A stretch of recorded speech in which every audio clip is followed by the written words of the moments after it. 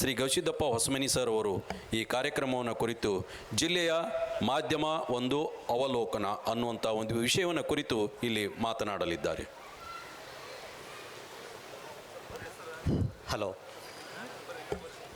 ಎಲ್ರಿಗೂ ನಮಸ್ಕಾರ. ಜೋರು ಮಳೆ ಹೊಡೆದು ಗಪ್ಪಾದಾಗತ್ತು. ಮೇಷ್ಟ್ರ ಮಾತು ಕೇಳಿ ಅಮರೇಶ್ ಶೆಟ್ಗಲ್ ಸರು, ವೆಂಕಟಗಿರಿ ದಳವಾಯಿ ಸರು ಮತ್ತು ನಮ್ಮ ಬಿನ್ನಾಳ್ ಸರ್ ಮಾತು ಕೇಳಿ ನನಗೆ ಭಾಳ ಖುಷಿ ಆಯಿತು. ಮೇಷ್ಟ್ರ ಮಾತನ್ನ ಹಂಗಿರ್ತಾವೆ, ದಿನ ಪಾಠ ಮಾಡಿ ಮಾಡಿ ಮಾಡಿ ಭಾಳ ಅದ್ಭುತವಾಗಿ ಮಾತಾಡಿದರು, ಹಾಡು ಹಾಡಿದರು. ನಾ ಜನರು ನೋಡ್ತಾ ಇದ್ದೆ, ಸರ್ ಮಾತಾಡ್ತಿರ್ಬೇಕಾದ್ರೆ ಜನರ ಲಕ್ಷ್ಯ ಎಲ್ಲ ಈ ಕಡೆನೇ ಇತ್ತು. ಭಾಳ ಖುಷಿ ಆಯಿತು. ಈ ಥರದ ಮಾತುಗಳ ಮೂಲಕ ಈ ಕಾರ್ಯಕ್ರಮ ಯಶ ಕಾಣ್ತು ಅಂತ ನಾನು ಹೇಳಲಿಕ್ಕೆ ಬಯಸ್ತೇನೆ. ಆಮೇಲೆ ನಮ್ಮ ಕಿಶನ್ ರಾವ್ ಸರ್ ಮಾತಾಡಿದರು. ಅವರು ಹದ್ದಿನ ಕತೆ ಹೇಳ್ತಿರ್ಬೇಕಾದ್ರೆ ನನ್ನ ಕಣ್ಣಲ್ಲಿ ನೀರು ಬಂತು, ಅಕ್ಷರಶಃ ನೀರು ಬಂತು ಕಣ್ಣಲ್ಲಿ. ಇದು ಈ ಒಂದು ಕಾರ್ಯಕ್ರಮದ ಸಾರ್ಥಕತೆ ಅಂತ ನಾನು ಭಾವಿಸ್ಕೊಂಡು ನಿನ್ನೆಯಿಂದ ನಾನು ಒಂದು 8 ಪೇಜ್ ಬರ್ಕೊಂಬಂದೀನಿ. ನಮ್ಮ ಸೊಸೆಯಲ್ಲಿ ಎದ್ರ ಕೂತಾಳ ಜಯಶ್ರೀ ತಳವಾರ ಅಂತಂದು. ಆಕೆ ಏನಂದು, ಇಷ್ಟು ಯಾಕೆ ಬರ್ಕೋತಿ ಮಾಮ ನೀನು, ಅಲ್ಲಿ ಹೋದ್ರೆ ನೀನು ಮಾತಾಡೋದೇ ಬೇರೆ ಅನ್ಲಕ್ಕೆ.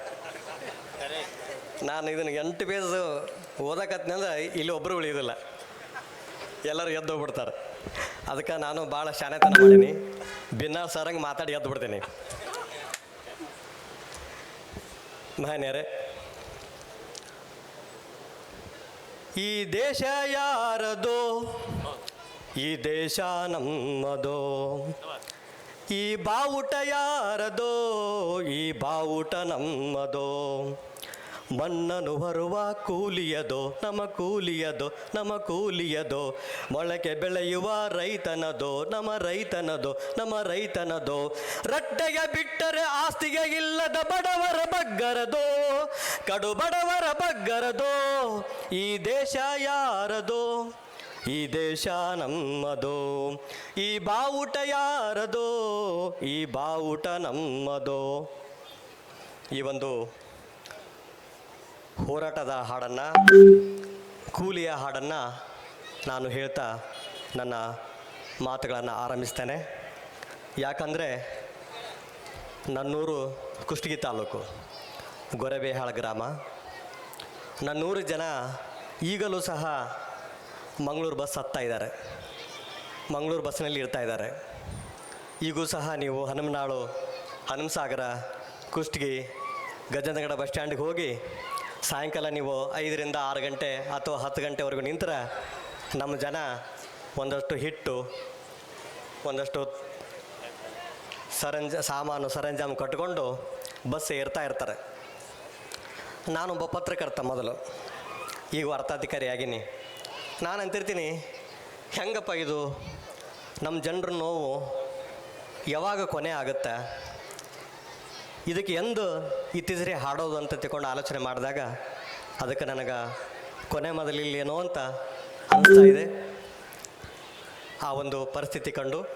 ಹೀಗಾಗಿ ನಾವು ಈ ಥರದ ಹಾಡನ್ನು ಹೇಳಿ ನಮ್ಮ ಮಾತುಗಳನ್ನು ಆರಂಭಿಸಬೇಕಾಗಿದೆ. ಯಾಕಂದರೆ ನಾನು ಸಹ ಮಂಗಳೂರಿಗೆ ಕೂಲಿ ದುಡಿಲಿಕ್ಕೆ ಹೋಗುವಂತಹ ಬಸವಂತಪ್ಪನ ಮಗ. ನಮ್ಮಪ್ಪ ಹನುಮನಾಳು ಮತ್ತು ಆ ಕಡೆ ಬಾಲ್ವನಲ್ಲಿ ಇಬ್ಬರು ಜೊತೆ ಸೇರಿಕೊಂಡು ಮಂಗಳೂರಿಗೆ ಹೋಗ್ತಿದ್ದರು. ನನಗೆ ಈಗಲೂ ನೆನಪಿದೆ, ನಾನು 4ನೇ ಕ್ಲಾಸನ್ನು ನಮ್ಮ ಗೊರೆಬೇಳ ಗ್ರಾಮದಲ್ಲಿ ಓದೀನಿ, ವೆಂಕಟಾಪುರ ಗರೇಬಾಳದಲ್ಲಿ. ನಮ್ಮಪ್ಪ ಕೂಲಿ ಹೋಗಿ ಬಂದು ನಮ್ಮನ್ನ ಉಪಜೀವನ ನಡೆಸಲಿಕ್ಕೆ ಸಹಾಯ ಮಾಡ್ತಾಯಿದ್ರು. ನನಗೆ ಇವತ್ತು ಹೆಂಗೆ ಅನ್ನಿಸ್ತಾ ಇದೆ ಅಂತಂದ್ರೆ, ನಮ್ಮಪ್ಪ ಕೂಲಿ ದುಡಿತಿದ್ನಲ್ಲ, ಅದನ್ನು ನಾನು ನೋವಿನಿಂದ ಹೇಳ್ಕೊಳ್ಳ, ಅಥವಾ ಅಂಥ ನೋವಿನಲ್ಲಿ ಹುಟ್ಟಿ ನಾನು ಇಂಥ ಅಕ್ಷರ ಜಾತ್ರೆಯಲ್ಲಿ ಬಂದು ನಿಂತು ಮಾತಾಡಕತ್ತೀನಲ್ಲ, ಅದನ್ನು ಹೆಮ್ಮೆ ಪಡಲ್ಲ ಅಥವಾ ನೋವನ್ನು ತೋಡ್ಕೊಳ್ಳ ಅಂತ ನಾನು ಗೊಂದಲದಲ್ಲಿದ್ದೇನೆ. ನನಗೆ ಅನಿಸೋದೇನು ಅಂತಂದ್ರೆ, ಎಲ್ಲೋ ಒಂದು ಕಡೆ ನಾವು ಈ ಶಿಲಾಯುಗದ ಮಂದಿ, ಇವೆಲ್ಲ ಕುಷ್ಟಗಿ, ಬಿಜಿಕಲ್ಲು, ಈ ಥರದ್ದೇನು ಕಲ್ಲಂತ ಏನು ಹೆಸರಿನಿಂದ ನಾವು ಪ್ರಾರಂಭ ಮಾಡ್ತೀವಿ. ಅವೆಲ್ಲ ಹಳ್ಳಿಗಳು, ಈ ಭಾಗದ ಹಳ್ಳಿಗಳು ಬಹುತೇಕ ಶಿಲಾಯುಗದ ನೆಲೆಗಳಂತೆಕೊಂಡು ಇತಿಹಾಸಕಾರರು ಗುರುತಿಸ್ತಾರೆ. ನಮ್ಮ ಕುಷ್ಟಗಿ ತಾಲೂಕಿಗೆ ಬಹುದೊಡ್ಡ ಶಿಲಾಯುಗದ ನೆಲೆ ಇದೆ, ಇತಿಹಾಸ ಇದೆ. ಆದರೆ ಈ ಭಾಗದಲ್ಲಿ ಇನ್ನೂ ಕೂಡ ಬಡತನ ಇದೆ. ಹೀಗಾಗಿ ನನಗೆ ನೋವಿಗಿಂತ ಈ ಒಂದು ಕನ್ನಡದ ಜಾತ್ರೆಯಲ್ಲಿ ನಮ್ಮೂರಿನ ಜನರ ಮುಂದೆ ನಿಂತ್ಕೊಂಡು ನಾನು ಮಾತಾಡ್ತಿದ್ದೀನಲ್ಲ, ಇದು ನನಗೆ ಸಂಭ್ರಮ ಅಂತ, ನೋವಿನೊಳಗನೆ ಸಂಭ್ರಮ ಕೊಟ್ಟಿದೆ ಅಂತ ಅನ್ನಿಸ್ತಾ ಇದೆ. ಹೀಗಾಗಿ ನಾನು ಇವತ್ತೇನು ನಮ್ಮಂಥ ಜನರ ಬಗ್ಗೆ, ಬಡವರ ಬಗ್ಗೆ, ಸಾಂಸ್ಕೃತಿಕ ವಿಷಯಗಳ ಬಗ್ಗೆ, ಸಾಹಿತ್ಯದ ಬಗ್ಗೆ ಒಲವಿಟ್ಕೊಂಡಿರ್ತಕ್ಕಂಥ ನಮ್ಮ ಶೇಖರಗೌಡ ಮಾಲಿಪಾಟೀಲ್ ಸರು ಮತ್ತು ಇನ್ನಿತರ ನಮ್ಮ ಕನ್ನಡ ಸಾಹಿತ್ಯದ ಎಲ್ಲ ಬಂಧುಗಳಿಗೆ ನಾನು ಈ ಸಂದರ್ಭದಲ್ಲಿ ಧನ್ಯವಾದಗಳನ್ನ ಹೇಳಿಕೊಂಡು ಈ ಒಂದು ಕಾರ್ಯಕ್ರಮಕ್ಕೆ ಕರ್ಕೊಂಡು ಬಂದು ನನಗೆ ಮಾತಾಡಲಿಕ್ಕೆ ಏನು ಹಚ್ಚಿದ್ದಾರೆ ಅವರಿಗೆ ನಾನು ಮೊದಲನೇದಾಗಿ ಧನ್ಯವಾದಗಳನ್ನ ತಿಳಿಸಿ ನನ್ನ ಮಾತುಗಳನ್ನು ಆರಂಭಿಸ್ತೇನೆ. ಮಾನ್ಯರೇ, ನಾವು ಸಾಹಿತ್ಯ ಅಂದ ತಕ್ಷಣ, ಪತ್ರಿಕೆ ಅಂದ ತಕ್ಷಣ ನಾವೆಲ್ಲ ಇಷ್ಟೋ ತನಕ ನಮ್ಮ ಬಿಂದಾಳ್ ಸರ್ ಹೇಳಿದರು, ನಾವು ಬದಲಾವಣೆ ಬಗ್ಗೆ ಮಾತಾಡಬೇಕು, ನಮ್ಮ ಸಾಹಿತ್ಯದ ಮೂಲ ಆಸೆಯ ಜೀವನ ಪ್ರೀತಿ ಮತ್ತು ಪತ್ರಿಕಾರಂಗದ ಮೂಲ ಆಸೆಯ ಸೇವೆ ಅಂತ ಈ ಥರದ್ದೆಲ್ಲ ಮಾತಾಡ್ತೇವೆ. ಹಾಗೆ ಮಾತಾಡ್ತಾ ನಾವು ಪತ್ರಿಕಾರಂಗದ ಬಗ್ಗೆ ಹೋದರೆ ಇವನ್ ನೋಡ್ರಿ, ಇವತ್ತು ಪ್ರಜಾವಾಣಿ, ಕನ್ನಡಪ್ರಭ, ವಿಜಯ ಕರ್ನಾಟಕ, ವಿಜಯವಾಣಿ, ಹೊಸ ದಿಗಂತ, ಉದಯಕಾಲ, ಪ್ರಜಾಪ್ರಗತಿ, ಈ ಪತ್ರಿಕೆ ಶಿರೋನಾಮೆಗಳಲ್ಲೇ ಒಂದು ನಾವು ಸ್ಪಂದನೆ ಮಾಡಬೇಕು, ಜನರ ಪರವಾಗಿರಬೇಕು ಅನ್ನುವಂಥದ್ದು ವ್ಯಕ್ತವಾಗ್ತದೆ. ಇವತ್ತು ಕರುನಾಡು ಬೆಳಗು, ಬದಲಾವಣೆ ಅಂತ ನಮ್ಮ ಸ್ಥಳೀಯ ಪತ್ರಿಕೆಗಳ ಶಿರೋನಾಮೆಗಳು ಕೂಡ ಹಾಗೇ ಇದ್ದಾವೆ. ಹೀಗಾಗಿ ನಾವು ಇವತ್ತು ನಮ್ಮ ಪತ್ರಿಕಾರಂಗದ ಬಗ್ಗೆ ಮಾತುಗಳನ್ನು ಆರಂಭಿಸುವ ಮುಂಚೆ ನಾನು ನಮ್ಮ ಪತ್ರಿಕಾರಂಗದ ಬಹುದೊಡ್ಡ ದುರಂತದ ಕಥೆಯ ಮೂಲಕ ನನ್ನ ಮಾತುಗಳನ್ನು ಆರಂಭಿಸ್ತೇನೆ. ಸ್ನೇಹಿತರೆ, ನಮ್ಮ ದೇಶದ ಮೊದಲ ಪತ್ರಿಕೆ ಯಾವುದು ಅಂತಂದರೆ ದಿ ಬೆಂಗಾಲಿ ಗೆಜೆಟ್ ಅಂತ ತಗೊಂಡು, ಅದನ್ನು ಸ್ಥಾಪನೆ ಮಾಡಿದವರು ಜೇಮ್ಸ್ ಆಗಸ್ಟಸ್ ಹಿಕ್ಕಿ ಅಂತ ಅಂದು. ಅವರು ಅದನ್ನು 1780 ಜನವರಿ 29ರಂದು ಆ ಪತ್ರಿಕೆಯನ್ನು ಆರಂಭ ಮಾಡ್ತಾರೆ. ಆವಾಗ ಜೇಮ್ಸ್ ಆಗಸ್ಟ್ ಹಿಕ್ಕಿಯವರು ಅನುಭವಿಸಿರುವಂತಹ ಯಾತನೆ ಬಗ್ಗೆ ನಾನು 2 ಮಾತುಗಳನ್ನು ಹೇಳ್ತೇನೆ. ಅವರು ಯಾವ ಮಟ್ಟಿಗೆ ಆ ಕಾಲದಲ್ಲಿ ಒಂದು ಆಡಳಿತವನ್ನು ಎದುರು ಹಾಕ್ಕೊಂಡ್ರು ಅಂತಂದರೆ, ಅಂಚೆ ಕಚೇರಿಯ ಪರವಾನಗಿಯನ್ನು ರದ್ದು ಮಾಡ್ತಾರೆ ಆ ಹಿಕ್ಕಿಯ ಪತ್ರಿಕೆ. ಅಂತಿಮವಾಗಿ ಆ ಪತ್ರಿಕಾ ಮುದ್ರಣಾಲಯವನ್ನೇ ಅವರು ಮುಟ್ಟುಗೋಲು ಹಾಕೋತಾರೆ.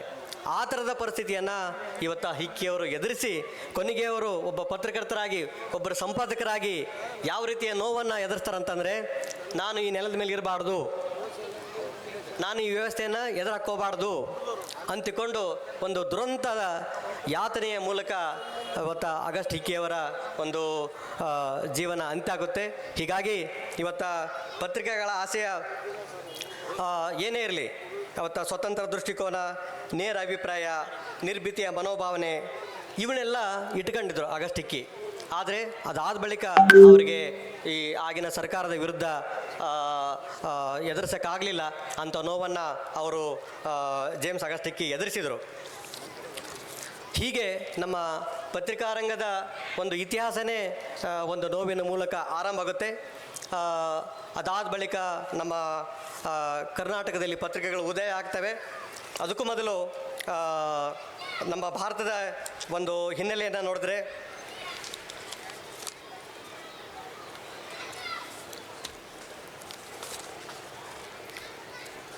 ಇವತ್ತು ಬ್ರಿಟಿಷ್ ಕಾಲದಲ್ಲಿ ಕೊಪ್ಪಳ ಜಿಲ್ಲೆ ಏನು ಸ್ವತಂತ್ರ ಜಿಲ್ಲೆ ಆಗಿತ್ತು, ಆ ಕಾಲಘಟ್ಟದಲ್ಲಿ ಪತ್ರಿಕೆಗಳಿರಲಿಲ್ಲ. ಬ್ರಿಟಿಷರ ಕಾಲಾವಧಿ 1476ರಲ್ಲಿ ಗುಟೆನ್ಬರ್ಗ್ ಮುದ್ರಣಯಂತ್ರ ಶೋಧನೆ ಮಾಡ್ತಾನೆ. ಆ 2 ಕಾರಣಗಳಿಂದ ಪತ್ರಿಕೋದ್ಯಮದ ಬೆಳವಣಿಗೆ ಆರಂಭ ಆಗ್ತದೆ. ಓದಲು ಅಸಾಧ್ಯವಾದ ಕೈ ಬರಹ, ಒರಟು ಹಾಗೂ ಅಸ್ಪಷ್ಟ ಸುದ್ದಿಗಳಿಂದ ಪತ್ರಿಕೋದ್ಯಮದ ಒಂದು ಇತಿಹಾಸ ಆರಂಭ ಆಗ್ತದೆ. ಅದಾದಮೇಲೆ 17ನೇ ಶತಮಾನದಲ್ಲಿ 4-6 ವಾರಪತ್ರಿಕೆ ಬರ್ತವೆ. 1702ರಲ್ಲಿ ಲಂಡನ್ ನಗರದಲ್ಲಿ ಮೊದಲ ಬ್ರಿಟನ್ ದಿನಪತ್ರಿಕೆ ಡೈಲಿ ಕೊರೆಂಟ್ ಆರಂಭ ಆಗ್ತದೆ. ಅದಾದ ಬಳಿಕ ಮುಂದೆ 1780ರ ಜನವರಿ 29ರಂದು ಅದೇ ಹೇಳಿದ್ನಲ್ಲ, ಜೇಮ್ಸ್ ಆಗಸ್ಟ್ ಹಿಕ್ಕಿ ಎಂಬಾತ ದಿ ಬೆಂಗಾಲಿ ಗೆಜೆಟ್ ಎನ್ನುವ ಪ್ರಥಮ ಸಂಚಿಕೆಯನ್ನು ಹೊರತರ್ತಾನೆ. ಆಧುನಿಕ ಜಗತ್ತಿಗೆ ಇಂಗ್ಲೆಂಡ್ ನೀಡಿದ ಮಹತ್ವದ ಕೊಡುಗೆ ಮುಂದೆ ಪತ್ರಿಕೋದ್ಯಮದ ದಿಕ್ಕನ್ನು ಬದಲಾಯಿಸಿದೆ. 17ನೇ ಶತಮಾನದ ಕೊನೆಯಾರ್ಧ, 18ನೇ ಶತಮಾನದ ಆರಂಭದ ದಶಕಗಳಲ್ಲಿ 1812ರಲ್ಲಿ ಜರ್ಮನ್ ಧರ್ಮಗುರು ಬಳ್ಳಾರಿಗೆ ಬರ್ತಾರೆ. ಧರ್ಮ ಪ್ರಚಾರಕ್ಕಾಗಿ ಕನ್ನಡದ ಮೊದಲ ಪತ್ರಿಕೆ ಮಂಗಳೂರು ಸಮಾಚಾರವನ್ನು ಅವರು ಆರಂಭ ಮಾಡ್ತಾರೆ. 1812ರಲ್ಲಿ ಆರಂಭ ಆಗಿದ್ದು ಆಗಿನ ಕೊಪ್ಪಳ ಜಿಲ್ಲೆಯ ಒಳಗೊಂಡ ಅಖಂಡ ರಾಯಚೂರು ಜಿಲ್ಲೆಯ ಪಕ್ಕದ ಬಳ್ಳಾರಿಯಲ್ಲಿ ಅನ್ನುವಂಥದ್ದು ವಿಶೇಷ. ಕಲ್ಲಚ್ಚಿನಿಂದ ಈ ಪತ್ರಿಕೆ ಆರಂಭ ಆಗ್ತದೆ ಎಂಬುದು ಕೂಡ ವಿಶೇಷ. ಕನ್ನಡಿಗರಲ್ಲಿ ಕೆಲವರನ್ನ ಜರ್ಮನಿಗೆ ಕರೆದೊಯ್ದು ಕನ್ನಡದ ಎರಕ ಹೊಯ್ಯುವ ವಿಧಾನವನ್ನು ಅವರು ಕಲಿಸ್ತಾರೆ. ಮುಂದೆ ಕನ್ನಡದ ಪ್ರಥಮ ವಾರಪತ್ರಿಕೆ 1865ರಲ್ಲಿ ಆರಂಭ ಆಗ್ತದೆ. 1857ರಲ್ಲಿ ಮುಮ್ಮಡಿ ಕೃಷ್ಣರಾಜ ಒಡೆಯರಿಂದ ವೃತ್ತಾಂತದ ಓದಿನ ಪತ್ರಿಕೆ ಆರಂಭ ಆಗ್ತದೆ. ಮುಂದೆ ಕನ್ನಡದ ಪ್ರಥಮ ವಾರಪತ್ರಿಕೆ 1865ರ ಆರಂಭವಾದ ಬಳಿಕ 1857ರಲ್ಲಿ ಮುಮ್ಮಡಿ ಕೃಷ್ಣರಾಜ ಒಡೆಯರಿಂದ ವೃತ್ತಾಂತ ಬೋಧನೆ ಆರಂಭ ಆಗ್ತದೆ. ಮೈಸೂರು ಸಂಸ್ಥಾನ ಮತ್ತು ಬೊಂಬೈ ಕರ್ನಾಟಕ ಇತರೆ ಸಂಸ್ಥಾನಗಳಲ್ಲಿ ಪತ್ರಿಕೆಗಳು ಆರಂಭ ಆಗ್ತವೆ. ಆದರೆ ಅತಿ ಹೆಚ್ಚು ಪತ್ರಿಕೆಗಳ ಆರಂಭವಾಗಿದ್ದು ಮೈಸೂರು ಪ್ರಾಂತದಲ್ಲಿ. ಅದಾದ ಬಳಿಕ ನಮ್ಮ ಕೊಪ್ಪಳ, ರಾಯಚೂರು, ಬಾಗಲಕೋಟೆ ಸೇರಿದಂತೆ ಉತ್ತರ ಕರ್ನಾಟಕದ ಭಾಗದಲ್ಲಿ 1846 ಸೆಪ್ಟೆಂಬರ್ 1ರಂದು ಬೆಳಗಾವಿ ನಗರದಿಂದ ಸುಬುದ್ದಿ ಪ್ರಕಾಶಕ ಮೊದಲ ಪತ್ರಿಕೆ ಆರಂಭ ಆಗ್ತದೆ. ಆಮೇಲೆ ಹುಬ್ಬಳ್ಳಿ ಹತ್ತಿರದ ಕಲಾದಗಿಯಲ್ಲಿ ಹಿತೇಚ್ಛು ಪತ್ರಿಕೆ ಆರಂಭವಾಗ್ತದೆ. 1832ರಲ್ಲಿ ಸಂಯುಕ್ತ ಕರ್ನಾಟಕ ಹುಬ್ಬಳ್ಳಿಯಿಂದ ಆರಂಭ ಆಗ್ತದೆ. ಕೊಪ್ಪಳ, ಬಳ್ಳಾರಿ, ರಾಯಚೂರು, ಯಾದಗಿರಿ, ಬೀದರ್ ಭಾಗಗಳು 1956ಕ್ಕಿಂತ ಮುನ್ನ ಹೈದರಾಬಾದ್ ಸಂಸ್ಥಾನಕ್ಕೆ ಸೇರಿದ್ವು. ಹೈದರಾಬಾದ್ ಸಂಸ್ಥಾನವು ಆ ವೇಳೆಯಲ್ಲಿ ಹೈದರಾಬಾದ್ ಸಂಸ್ಥಾನದ ಸಂದರ್ಭದಲ್ಲಿ ಹೈದರಾಬಾದ್ ಸಮಾಚಾರ ಅನ್ನುವಂಥ ಒಂದು ಪತ್ರಿಕೆ ಆರಂಭ ಆಗ್ತದೆ. ಮುಂದೆ 1947ರಲ್ಲಿ ಹುಬ್ಬಳ್ಳಿಯಲ್ಲಿ ವಿಶಾಲ ಕರ್ನಾಟಕ ಆರಂಭ ಆಗ್ತದೆ. 1948ರಲ್ಲಿ ಅಕ್ಟೋಬರ್ನಲ್ಲಿ ಪ್ರಜಾವಾಣಿ ಪತ್ರಿಕೆ ಆರಂಭ ಆಗ್ತದೆ. ಇನ್ನು ಕೊಪ್ಪಳ ಜಿಲ್ಲೆಯ ಭಾಗಕ್ಕೆ ಬಂದಾಗ 1957ರಲ್ಲಿ ಕೊಪ್ಪಳದ ಜಿಲ್ಲೆಯಲ್ಲಿ ಉದಯವಾಗ್ತವೆ. ಕೊಪ್ಪಳದ ಮಾಜಿ ಸಂಸದರಾದ ಅಳವಂಡಿಯ ಡಿ ಶಿವಮೂರ್ತಿ ಸ್ವಾಮಿಯವರು ಲೋಕವಾಣಿ ಎನ್ನುವ ವಾರಪತ್ರಿಕೆಯನ್ನು ಆರಂಭ ಮಾಡ್ತಾರೆ. ನಂತರ ಎಸ್ ಬಂಗಾರ ಶೆಟ್ಟರು ಸಂಪಾದಕತ್ವದಲ್ಲಿ ತುಂಗಭದ್ರ ವಾರಪತ್ರಿಕೆ ಬರ್ತದೆ. ಕೊಪ್ಪಳ ಜಿಲ್ಲೆಯಾದ ನಂತರ ನಮ್ಮ ಬಂಡಾಯ ಕವಿಯಿಂದ ಹೆಸರಾಗದ ಗವಿಸಿದ್ದನ್ ಬಳ್ಳಾರಿಯವರು ತಳಮಳ ವಾರಪತ್ರಿಕೆಯನ್ನು ಅವರು ಆರಂಭ ಮಾಡ್ತಾರೆ. ಲೇಖಕರಾದ ಪ್ರಕಾಶ್ ಬಳ್ಳಾರಿ ಮತ್ತು ಮಹೇಶ್ ಬಳ್ಳಾರಿ ಅವರು ಆ ಪತ್ರಿಕೆಯನ್ನು ಈಗಲೂ ಕೂಡ ಮುಂದುವರಿಸ್ಕೊಂಡು ಹೊರಟಿದ್ದಾರೆ. ಈ ಭಾಗದ ಹೆಸರಾಂತ ಹೋರಾಟಗಾರರಾಗಿದ್ದ ವಿಠಪ್ಪ ಗೊರಂಟ್ಲಿ ಅವರು ಕೊಪ್ಪನ ಕಿರಣ ಎನ್ನುವಂಥ ಪತ್ರಿಕೆಯನ್ನು ತರ್ತಾರೆ. ಆಮೇಲೆ ಈ ಮೊದಲು ನಮ್ಮ ಕೊಪ್ಪಳ ರಾಯಚೂರು ಭಾಗವಾಗಿತ್ತು. ಆ ವೇಳೆ ಬಸವರಾಜ ಸ್ವಾಮಿಯವರು ಸುದ್ದಿಮೂಲ ಪತ್ರಿಕೆಯನ್ನು ಆರಂಭ ಮಾಡ್ತಾರೆ. ಅರವಿಂದ್ ಕುಲಕರ್ಣಿ ಅವರು ರಾಯಚೂರು ವಾಣಿ ಪತ್ರಿಕೆಯನ್ನು ಆರಂಭಿಸ್ತಾರೆ. ನವೋದಯ ಪತ್ರಿಕೆ ಗದಗ ಜಿಲ್ಲೆಯಲ್ಲಿ ಉದಯಿಸಿದ್ರು ಕೂಡ ಅದು ಕೊಪ್ಪಳ ಜಿಲ್ಲೆಯಲ್ಲಿ ತನ್ನ ಸಕ್ರಿಯವಾಗಿತ್ತು. GS ಗೋನಾಳ್ ಅವರು ಈಗೂ ಕೂಡ ಆ ಪತ್ರಿಕೆಯ ವರದಿಗಾರಾಗಿದ್ದಾರೆ. ಅದೇ ರೀತಿ ನಾಗರಿಕ ಪತ್ರಿಕೆಗೆ ಗದಗ ಜಿಲ್ಲೆಯ ಮೂಲವಾದರೂ ಕೂಡ ಹಲವು ದಶಕಗಳಿಂದ ಸಂತೋಷ್ ದೇಶಪಾಂಡೆ ಅವರು ಅದರ ವರದಿಗಾರಾಗಿ ಈಗ ಕೂಡ ಕೆಲಸ ಮಾಡ್ತಿದ್ದಾರೆ. ಬೆಳಗಾವಿ ಲೋಕದರ್ಶನ ಪತ್ರಿಕೆಯು ಕೊಪ್ಪಳದಲ್ಲಿ ತನ್ನ ವೃತ್ತಿಯನ್ನು ಆರಂಭ ಮಾಡುತ್ತೆ. ಕೊಪ್ಪಳದ ಸಾದಿಕಲಿ ಅವರು ಈಗೂ ಕೂಡ ಅದರ ವರದಿಗಾರರಾಗಿದ್ದಾರೆ. ಬಾಗಲಕೋಟೆಯ ಸುದಿನ ಪತ್ರಿಕೆಗೆ HS ಹರೀಶ್ ಅವರು ಅನೇಕ ದಶಕಗಳಿಂದ ಸ್ಥಾನಿಕ ಸಂಪಾದಕರಾಗಿ ಕೆಲಸ ಮಾಡ್ತಿದ್ದಾರೆ. ಆಮೇಲೆ ಕೊಪ್ಪಳ ಜಿಲ್ಲೆಯಲ್ಲಿ ಗಂಗಾವತಿ ಭಾಗದಲ್ಲಿ ಹೆಚ್ಚಿನ ಪತ್ರಿಕೆ ಉದಯಿಸ್ತವೆ. 2001ರಲ್ಲಿ ವಿಜಯ ಕರ್ನಾಟಕ ಆವೃತ್ತಿ ಬರ್ತದೆ. ಆಮೇಲೆ ಕುಷ್ಟಗಿ ತಾಲೂಕಿನ ಗಂಗಾಧರ್ ಬಂಡಿಯಾಳ್ ಅವರು ಇಲ್ಲಿಯವರೇ ಈಗ ಸ್ಥಾನಿಕ ಸಂಪಾದಕರಾಗಿ ಕೆಲಸ ಮಾಡ್ತಿದ್ದಾರೆ. ಅದೇ ರೀತಿಯಾಗಿ ಇದೇ ಭಾಗದ ಜಗನ್ನಾಥ ದೇಸಾಯಿ ಅವರು ಕೂಡ ಇವತ್ತು ವಿಜಯವಾಣಿ ಪತ್ರಿಕೆಯ ಸ್ಥಾನಿಕ ಸಂಪಾದಕರಾಗಿದ್ದಾರೆ. ಮುಂದೆ 1982ರಲ್ಲಿ ಪ್ರಜಾಪ್ರಪಂಚ ಪತ್ರಿಕೆಗೆ ಆರಣ್ಯದಿಂದ ಟೈಟಲ್ ಬರ್ತದೆ. ವೀರೇಶ್ ಇಲ್ಕಲ್ ಅವರು ಸಂಪಾದಕತ್ವದಲ್ಲಿ ಈಗೂ ಕೂಡ ಪ್ರಜಾಪ್ರಪಂಚ ಪತ್ರಿಕೆ ಮುಂದುವರಿತಾ ಇದೆ. ಮುಂದೆ ವಿಶ್ವನಾಥ ಸಂಪಾದಕತ್ವದಲ್ಲಿದ್ದ ಹಳೆಯ ಪತ್ರಿಕೆ ಗಂಗಾವತಿ ವಾಯ್ಸ್ ಈಗ ಪ್ರಕಟಣೆ ನಿಲ್ಲಿಸಿದೆ. ಅದೇ ರೀತಿಯಾಗಿ ನಮ್ಮ ಮೇಡಮ್ ಅವರು ಇಲ್ಲಿದ್ದಾರೆ, ಸಾವಿತ್ರಿ ಮುಜುಮ್ದಾರ್ ಮೇಡಮ್ ಅವರು ಮಹಿಳಾ ಲೋಕ ಪತ್ರಿಕೆಯನ್ನು 2006ರಲ್ಲಿ ಆರಂಭ ಮಾಡ್ತಾರೆ. ಈಗೂ ಕೂಡ ಮೇಡಮ್ ಅವರು ಹೋರಾಟ ಮತ್ತು ಸಾಹಿತ್ಯದಲ್ಲಿ ಸಕ್ರಿಯವಾಗಿದ್ದಾರೆ.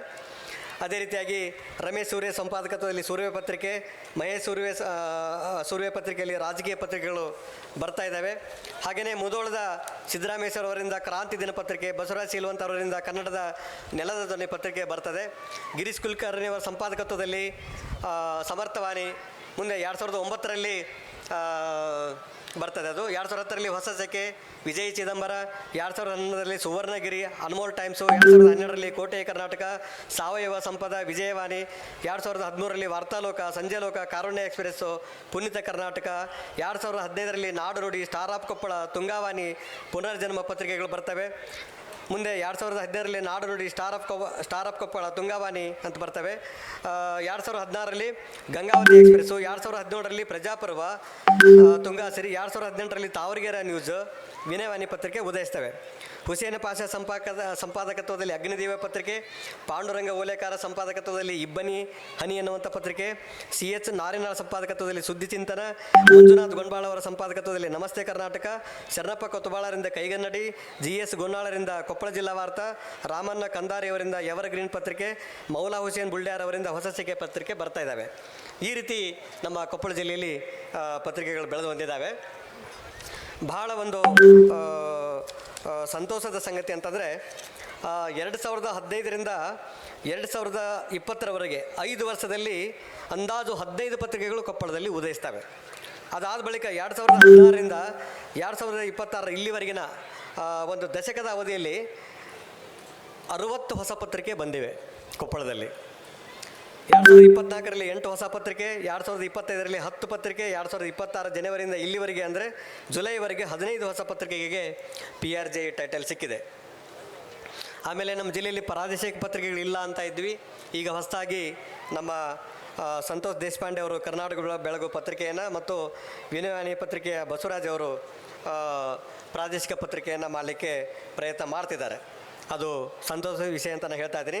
ಅದೇ ರೀತಿ ಕೊಪ್ಪಳದಲ್ಲಿ ಶರ್ಮಸಪ್ಪ ಬಾಚಲಪ್ಪ ಅವರು, ಭೀಮಸೇನ್ ಚಳಿಗೇರಿ, ಸೋಮರೆಡ್ಡಿ ಅಳವಂಡಿ, ಗಂಗಾಧರ್ ಬಂಡ್ಯಾಳ್, ಬಸವರಾಜ್ ಕರುಗಲ್, ಸಿರಾಜ್ ಬಿಸರಳ್ಳಿ, ತಿಪ್ಪನಗೌಡ ಬಿಕನಹಳ್ಳಿ, ಸಂತೋಷ್ ದೇಶಪಾಂಡೆ, ಸಾದಿಕ್ ಅಲಿ, ವೈಬಿ ಜೂಡಿ, ಸಿದ್ದಪ್ಪ ಹಂಚನಾಳ್, ಕೊಟ್ರಪ್ಪ ತೋಟ, ಪರಮಾನಂದ ಯಾಳ್ಗಿ, ಬಸವರಾಜ್ ಬಿನ್ನಾಳ್, ಆನಂದ ತೀರ್ಥ ಪ್ಯಾಟಿ, ಗವಿ ಕೆ ಬ್ಯಾಳಿ, NM ಸೌದಾಗರ, ಗೌರಿ ಶೆಕ್ಕಿ, ರಾಜಸಾಬ್ ಮುಲ್ಲಾ, ರಹಮತ್ ಕಂಚಗಾರ್, HR ವಸ್ತ್ರದ್, ಅಮೃತ ಪಾಟೀಲ್, ಬಸವರಾಜ್ ಗಡಾದ್, ಚಾಮರಾಜ್ ಸವಡಿ, ಹನುಮಂತಪ್ಪ ಗಡ್ಡದ್, ದೇವಪ್ಪ ನಾಗನೂರು, ಗಂಗಾಧರ್ ಕುಷ್ಟಗಿ, ಮನೋಹರ್ ಬೊಂದಾಡೆ, AG ಕಾರಟಗಿ, ವಾಸುದೇವಾಚಾರ್ಯ ಹಲಗಿ, M ಜೀವನ್, ದಯಾನಂದ್ ಮಾಲ್ಗೀತಿ ಅಂತ ಇದೇ ರೀತಿಯ ಒಂದು ಪಟ್ಟಿ ಸಾಗ್ತಾ ಇದೆ. ನನ್ನ ಒಂದು ಸಮಯದ ಇತಿಮಿತಿಯಲ್ಲಿ ನಾನು ಈ ರೀತಿ ಒಂದು ಪಟ್ಟಿಯನ್ನು ಮಾಡಿಕೊಂಡಿದ್ದೇನೆ. ಅದು ಒಂದು ದಾಖಲಾಗಬೇಕು ಅಂತ.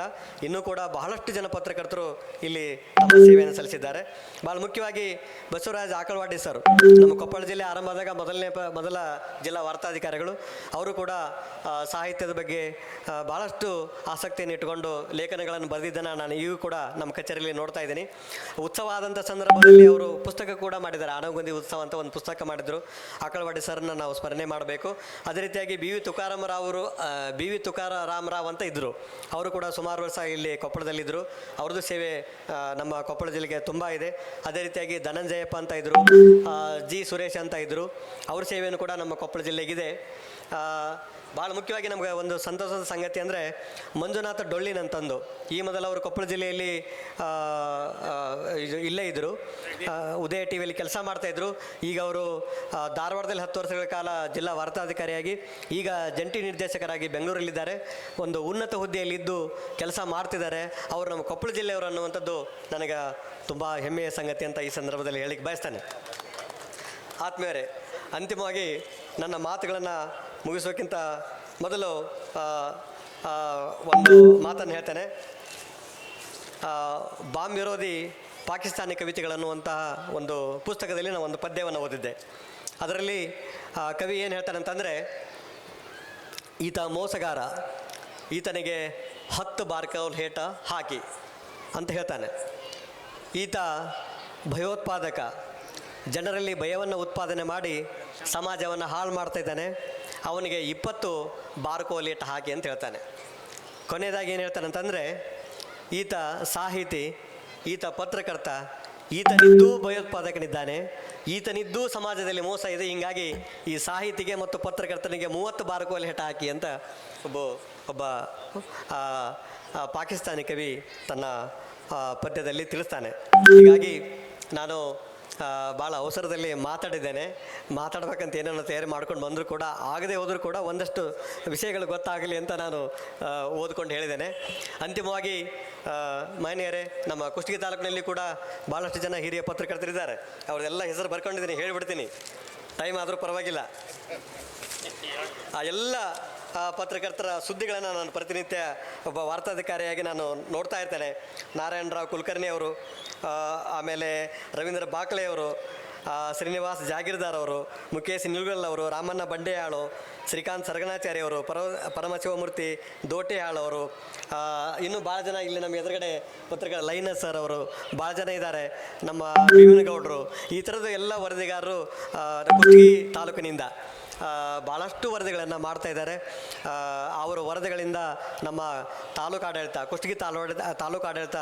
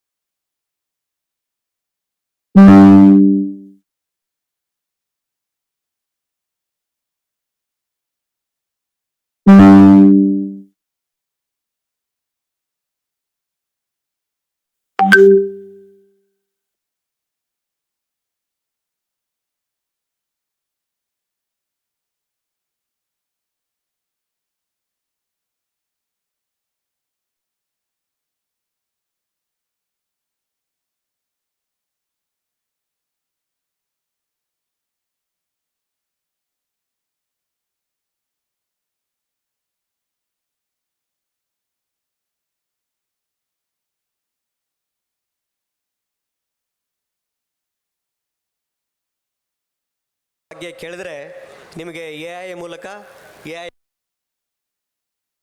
ಫಾರ್ ಎಕ್ಸಾಂಪಲು ನೀವು ಇವತ್ತಿನ ಈ ಒಂದು ಕಾರ್ಯಕ್ರಮ ಏನು ನಡೆದಿದೆ, ಈ ಕಾರ್ಯಕ್ರಮದ ಬಗ್ಗೆ ನಮಗೆ ಸಂಕ್ಷಿಪ್ತವಾಗಿ ಸುದ್ದಿಯನ್ನು ತಯಾರಿಸಿಕೊಡಿ ಅಂತಿಕೊಂಡು AI ಮೋಡ್ನಲ್ಲಿ ನೀವು ಮಾಹಿತಿ ಹಾಕಿದರೆ ಇಲ್ಲಿ ಅಧ್ಯಕ್ಷತೆ ಯಾರು ವಹಿಸಿದ್ರು,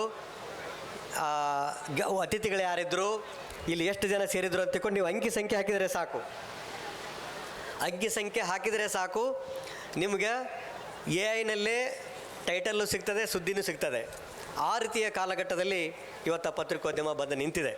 ಹೀಗಾಗಿ ಇದು ಒಳ್ಳೆಯ ಬೆಳವಣಿಗೆ ಅಂತ ನಾನು ಅನ್ಕೋಬೇಕು, ಅಥವಾ ಸರ್ ಹೇಳ್ದಂಗೆ ಕೆಲವಷ್ಟು ಸೂಕ್ಷ್ಮತೆಗಳನ್ನು ನಾವು ಅರ್ಥ ಮಾಡ್ಕೋಬೇಕಂತ ನಾನು ಭಾವಿಸ್ತೇನೆ. ಪತ್ರಕರ್ತರಿಗೆ ತುಂಬ ದೊಡ್ಡ ಜವಾಬ್ದಾರಿ ಇದೆ. ಜನರ ಬಗ್ಗೆ ಕಾಳಜಿಯನ್ನು ಇಟ್ಕೋಬೇಕು, ಸಮಾಜದ ಬಗ್ಗೆ ಕಾಳಜಿಯನ್ನು ಇಟ್ಕೋಬೇಕು, ಬಡವರ ಬಗ್ಗೆ ಕಾಳಜಿಯನ್ನು ಇಟ್ಕೋಬೇಕು ಅಂತ ನಾನು ಈ ಸಂದರ್ಭದಲ್ಲಿ ಹೇಳಲಿಕ್ಕೆ ಬಯಸ್ತೇನೆ. ಯಾಕಂದರೆ ಅಂತಿಮವಾಗಿ ಒಬ್ಬ ವರದಿಗಾರ ಸುದ್ದಿ ಬರೆಯುವಾಗ ತನ್ನ ವಿವೇಚನೆಯನ್ನು ಬಳಸ್ತಾನೆ, ತನ್ನ ವಿವೇಚನೆಯನ್ನು ಬಳಸಿ ಸುದ್ದಿಯನ್ನು ಮಾಡ್ತಾನೆ. ಈಗ ಯತ್ಗಲ್ ಸರ್ ಆಗಿರ್ಬೋದು, ಬಿನ್ನಾಳ್ ಸರ್ ಆಗಿರ್ಬೋದು, ಅಥವಾ ಕಿಶನ್ ರಾವ್ ಸರು ಭಾಳಷ್ಟು ಮಾತಾಡಿದರು. ಅದರಲ್ಲಿ ಏನು ಬರಿಬೇಕು, ಅದರಲ್ಲಿ ಯಾವುದನ್ನು ಬರೀಬೇಕು ಅಂತ ತೀರ್ಮಾನ ಮಾಡುವಂಥವನು ಪತ್ರಕರ್ತ. ಹೀಗಾಗಿ ನಾವು ಏನೇ ಬರೆದ್ರೂ ಕೂಡ ನಾವು ಸಮಾಜಮುಖಿಯಾಗಿ ಆಲೋಚಿಸಿ ಬರೆಯೋಣ, 4 ಜನರಿಗೆ ಅನುಕೂಲವಾಗುವ ರೀತಿಯಲ್ಲಿ ಬರೆಯೋಣ ಅಂತ ಹೇಳಲಿಕ್ಕೆ ಬಯಸ್ತೇನೆ. ನಮ್ಮ ಕೊಪ್ಪಳ ಜಿಲ್ಲೆಯ ಪತ್ರಕರ್ತರು ಎಲ್ಲರೂ ಆ ಒಂದು ದಾರಿಯಲ್ಲಿ ಈಗ ನಡೀತಾ ಇದ್ದಾರೆ. ಮುಂದಿನ ದಿನಗಳಲ್ಲಿ ಕೂಡ ಅವರು ಅದೇ ದಾರಿಯಲ್ಲಿ ಹೋಗಿ ಇವತ್ತಿನ ಹೊಸ ಕಾಲಘಟ್ಟದಲ್ಲಿ ಸೋಷಿಯಲ್ ಮೀಡಿಯಾ ಬಂದಿದೆ, ಟೆಲಿಗ್ರಾಮು, ಆಮೇಲೆ ವಾಟ್ಸಪ್ಪು, ಆಮೇಲೆ ಇನ್ಸ್ಟಾಗ್ರಾಮು, ಈ ಥರದ್ದೆಲ್ಲ ಬಂದಿದ್ದಾವೆ. ಆ ಎಲ್ಲ ಹೊಸ ಸಾಮಾಜಿಕ ಜಾಲತಾಣಗಳನ್ನು ನಾವು ಸರಿಯಾಗಿ ಬಳಸಿಕೊಂಡು ಅಲ್ಲಿ ಒಳ್ಳೆಯದು ಇದೆ, ಕೆಟ್ಟದ್ದು ಇದೆ, ಒಳ್ಳೆಯದನ್ನು ತಗೊಂಡು ನಾವು ಅದನ್ನು ಸುದ್ದಿ ರೂಪದಲ್ಲಿ ಪ್ರಕಟಿಸ್ತಾ ಹೋದರೆ ಖಂಡಿತ ನಮ್ಮ ಸಮಾಜಕ್ಕೆ ಏನಾದರೂ ಮಾಡಲಿಕ್ಕೆ ಸಾಧ್ಯತೆ ಆಗ್ತದಂತ ಒಂದು ಆಶಯ ಭಾವನೆಯನ್ನು ವ್ಯಕ್ತಪಡಿಸಿ ಇವತ್ತು ಈ ಒಂದು ಕಾರ್ಯಕ್ರಮಕ್ಕೆ ನಮ್ಮ ಜಂಟಿ ನಿರ್ದೇಶಕರು ಬರಬೇಕಿತ್ತು, ಡೊಳಿನ್ ಸರ್ ತಾವು ಕೂಡ ಬರ್ರಿ ಅಂತ ನಾನು ಬೆಳಗ್ಗೆ ಫೋನ್ ಮಾಡಿದೆ. ಸರು ಇಲ್ಲಪ್ಪ, ನಾ ಒಂದು 10 ದಿನ ರಜೆ ಇದ್ದೆ, ಈಗ ಬೆಂಗಳೂರಲ್ಲಿದ್ದೀನಿ, ನಾನು ರಾಜಶೇಖರ್ ಇವರು ಮಾಲಿ ಪಾಟೀಲ್ ಸರ್ ಪ್ರೀತಿಗೋಸ್ಕರ ಆದರೂ ನಾನು ಬರಬೇಕಿತ್ತಪ್ಪ, ನಾನು ಬರೋಕ್ಕಾಗಲಿಲ್ಲ ಅಂತ ಅವರು ಬೇಜಾರು ಶೇಖರ್ ಗೌಡ ಪಾಟೀಲ್ ಸರ್ ಪ್ರೀತಿಗೋಸ್ಕರ ಆದರೂ ಕಾರ್ಯಕ್ರಮಕ್ಕೆ ಬರಬೇಕಿತ್ತು ಅಂತ ಹೇಳ್ತಾಯಿದ್ರು. ಅವರು ಕೂಡ ಇಲ್ಲ, ನೀವು ಹೋಗಿ ಮಾತಾಡ ಬಾ ಅಂತ ಅವರು ಕೂಡ ಬಂದು ಇಲ್ಲಿ ಹಾಜರಾಗಿ ಇದ್ದರೆ ಅವ್ರ ಮಾತುಗಳನ್ನು ಕೂಡ ಕೇಳೋಕ್ಕೆ ಅವಕಾಶ ಇತ್ತು. ನಮ್ಮ ವಾರ್ತಾ ಇಲಾಖೆಯ ಜಂಟಿ ನಿರ್ದೇಶಕರನ್ನು ಇಲ್ಲಿ ಕಾರ್ಯಕ್ರಮಕ್ಕೆ ಆಹ್ವಾನಿಸಿ, ಜಿಲ್ಲಾ ವಾರ್ತಾಧಿಕಾರಿಯಾದ ನನ್ನನ್ನು ಈ ಕಾರ್ಯಕ್ರಮಕ್ಕೆ ಆಹ್ವಾನಿಸಿ ಮಾತನಾಡಲಿಕ್ಕೆ ಅವಕಾಶ ಮಾಡಿಕೊಟ್ಟಿದ್ದಕ್ಕೆ ನಾನು ಧನ್ಯವಾದ ಹೇಳ್ತೇನೆ. ತುಂಬ ಅವಸರದಲ್ಲಿ ಮಾತಾಡಿದ್ದೇನೆ, ಏನಾದರೂ ತಪ್ಪಾಗಿದ್ದರೆ ಕ್ಷಮಿಸಿ ಅಂತ ಹೇಳ್ತಾ ನನ್ನ ಮಾತುಗಳನ್ನು ಮುಗಿಸ್ತೇನೆ. ಧನ್ಯವಾದಗಳು.